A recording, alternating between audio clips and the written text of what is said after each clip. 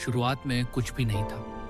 न धरती थी, न आकाश, न उजाला, न जीवन। चारों ओर अंधकार था। तब परमेश्वर ने अपनी शक्ति से संसार की रचना करने का निश्चय किया। उन्होंने अपने वचन से उजाला बनाया, फिर आकाश, धरती और समुद्र बनाए। धरती पर पेड़ पौधे, फल फूल उगे। सूर्य, चंद्रमा और तारे बनाए गए। पानी में मछलियां और आकाश में पक्षी आए। धरती पर तरह तरह के जानवर बनाए गए।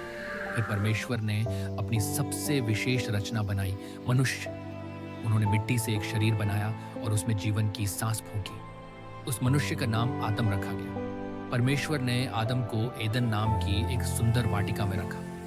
वहां हर प्रकार के फलदार पेड़ थे, नदियां बहती थीं और सब कुछ बहुत अच्छा था। परमेश्वर ने आदम से कहा कि वह वाटिका के सभी फलों को खा सकता है, लेकिन एक पेड़ था, अच्छे और बुरे के ज्ञान का पेड़।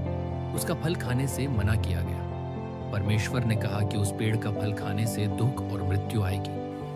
परमेश्वर ने देखा कि आदम अकेला है। तब उन्होंने आदम को गहरी नींद में सुलाया और उसकी एक पसली से एक स्त्री बनाई। जब आदम ने उसे देखा तो वह बहुत प्रसन्न हुआ। उसका नाम हव्वा रखा गया। आदम और हव्वा दोनों बिना डर और शर्म के वाटिका में सुख से रहने लगे। एक दिन वाटिका में एक चालाक सांप आया। उसने हव्वा से कहा कि जिस पेड़ का फल खाने से मना किया गया है, वही फल उन्हें परमेश्वर जैसा बुद्धिमान बना देगा। हव्वा ने उस फल को देखा, वह अच्छा और मनभावन लगा। उसने फल खा लिया और आदम को भी दे दिया। आदम ने भी फल खा लिया। फल खाते ही उनकी आंखें खुल गईं। उन्हें अपनी गलती का एहसास हुआ और वे डर गए। जब परमेश्वर आए तो आदम और हव्वा उनसे छिपने लगे।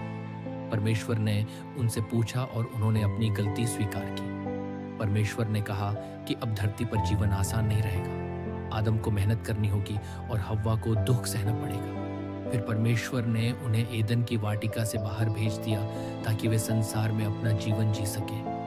हालांकि परमेश्वर ने उन्हें दंड दिया, लेकिन उन्हें पूरी तरह नहीं छोड़ा। उन्होंने वादा किया कि एक दिन मानव को पाप और दुख से बचाने के लिए उद्धार आएगा। इसी वादे को पूरा करने के लिए बाद में यीशु मसीह इस